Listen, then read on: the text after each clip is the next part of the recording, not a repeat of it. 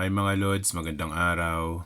Nung isang araw nga pala, nagkaroon kami ng munting palitan ng regalo. Dito lang yan sa opisina.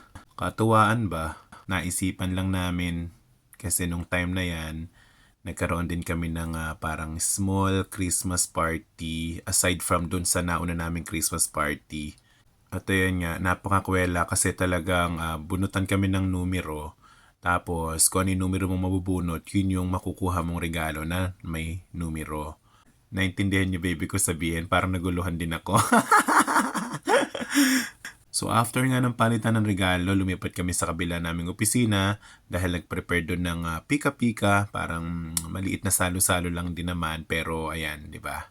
Ang saya talagang nag-enjoy dahil may mga pa-sweets ganyan, may mga ayan, pika-pika, pizza, mga chicken popcorns and everything, mga juices and fruits. So ayan nga, tuwan-tuwa nga si Poging Kalbo, ayan. So ayan yung aking mga kasama na talaga namang nag-enjoy din talaga na kahit hindi sila nagsa-celebrate ng Christmas, talagang nakipag-participate sila at sila talaga yung nanguna dyan. So ako, parang bisita lang din.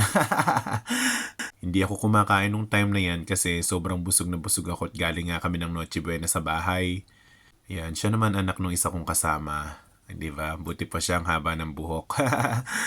Sige lang, kain lang kayo ng kain. Enjoy. Enjoy my party. So hanggang dito na lang mga Lods. Maraming salamat at Merry Christmas po ulit sa inyong lahat. Thank you. God bless.